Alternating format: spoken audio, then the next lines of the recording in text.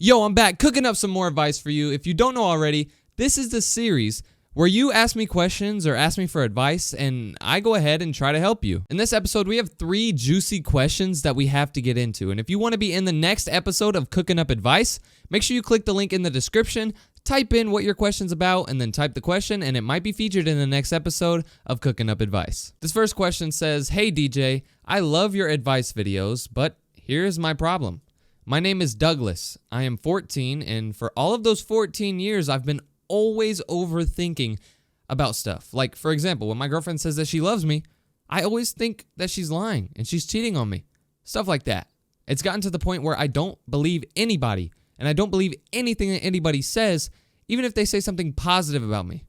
Do you have any advice?" Yes, I do. I'm not going to act like this is fake and you're just going through a phase, but I feel like you are going through a phase, because when you hit that age of 13, 14, 15, and you go to middle school and you go to high school and you start, meeting up with more people and seeing a lot more people in high school and stuff like that, you become more insecure about things. You're not young, but you're definitely not old. You're in that middle range. And like I just said, that middle range is where people feel super insecure. I remember back in elementary school, I would wear a blue shirt, green shorts, orange shoes, and a red hat.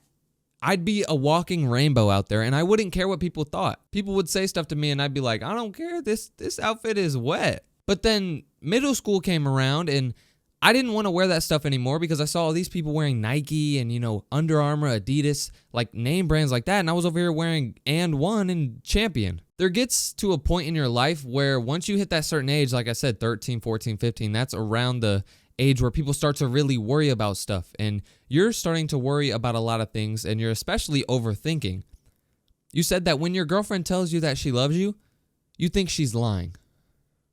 Now, is there any reason that you think she's lying? Like, has she lied to you plenty of times before? If she's lied to you that many times before, then I understand why you overthink about her, because you can't really trust her. But if she's given you no reason to worry, then you shouldn't worry. If she has always been truthful to you, there should be no way you worry. And being honest, everybody overthinks about stuff. If you ask someone, do you overthink? And they say no, they're lying. They are lying 100%. Everybody overthinks about things. It's just some people overthink more and some people overthink less. You got to realize that it's normal, and you don't need to think that you're, not normal. You are normal. Everybody overthinks. Let's say you met up with your friend and he's like, "Hey, I went to Alabama this weekend." And then you find out he didn't go to Alabama this weekend. You're going to know you can't trust him next time. Next time, if he says, "Oh, I got shot," you don't know if he's lying or not. You know what I mean? That's when you can overthink about stuff. But if you're talking to your girlfriend and she's been truthful with you over and over and over and over and over and over and telling you the truth, you shouldn't overthink. My final advice for you is just to realize that it's okay. Everybody overthinks and stuff happens. And don't worry about things that you can't change, because if you dwell on that stuff forever, it's never going to change and you're just going to be sad. I kind of relate to this next question. It says, "My sister always tattles on me and attempts to beat me up. And whenever I tell my parents, my sister immediately says no, and they always believe her. How can I make this stop? Because it's really annoying, and I'm getting in trouble for no reason." I actually went through the same thing too. I grew up with 2 older sisters, and they would blame a lot of stuff on me. I would blame a lot of stuff on them.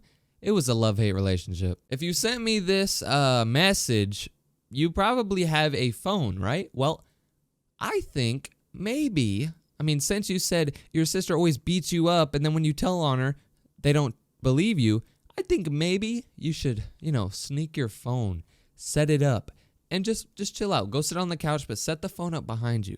If your sister comes up and starts beating you up, you have that video recording, but you make sure you hide it. Then you can show your parents and be like, "Look, she was beating me up." Now, if you want to do what I just said, you can. I was kind of just joking around. But honestly, here's your advice. Sometimes parents are going to listen to this kid over this kid. And it kind of relates to the first question, because maybe you tell a lot of lies and you fib about stuff like that. And maybe your sister doesn't lie that much. So maybe your parents think your sister is more truthful. So when she says, "No, I didn't hit him," they want to believe her. Well, I feel like you should just actually tell your mom, like, "I'm serious." You should have like a sit down chat with her and be like, "I'm serious. My sister is actually hurting me, and she wants me to be hurt. She wants to mess with me. And every time I want to tell you guys you always believe her. You should sit down and talk with her and be completely like straightforward with her and just tell her the truth. If she still doesn't believe you, then I don't know if I want to say it, but if she still doesn't believe you, then she is not a good mom.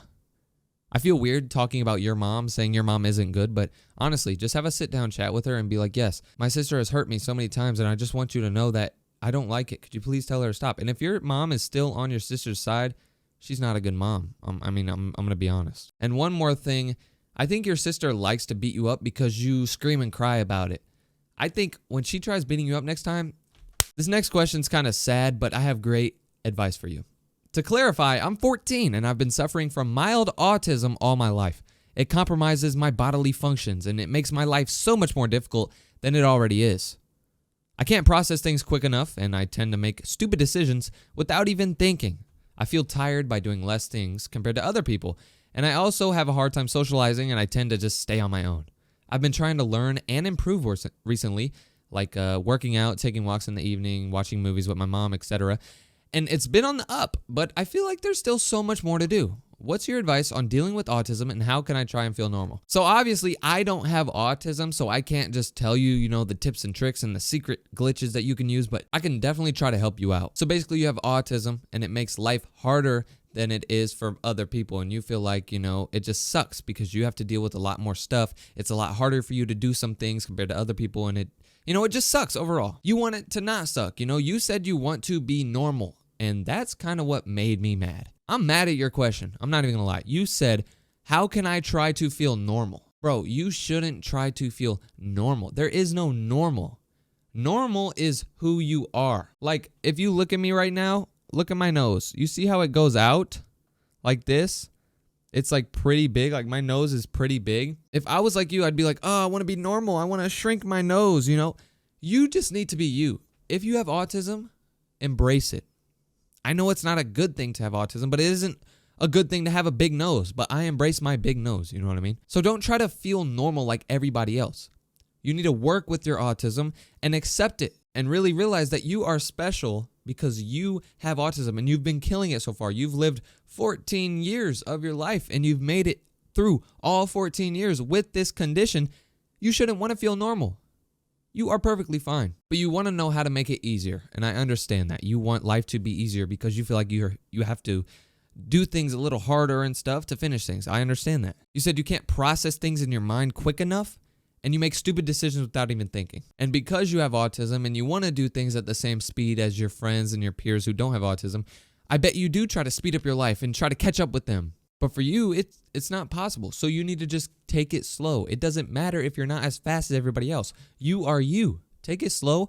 Your parents love you. I bet you have awesome friends. Just be you, man. And you said you've been improving recently, and that's awesome. Keep doing it. Keep working out. Working out is so good. Keep taking walks in the evenings, watching movies with your mom. Do all those things, bro, because life is awesome. Focus on doing things you like. If you're a little slower than everybody else, that's completely fine. You are you, and you're awesome.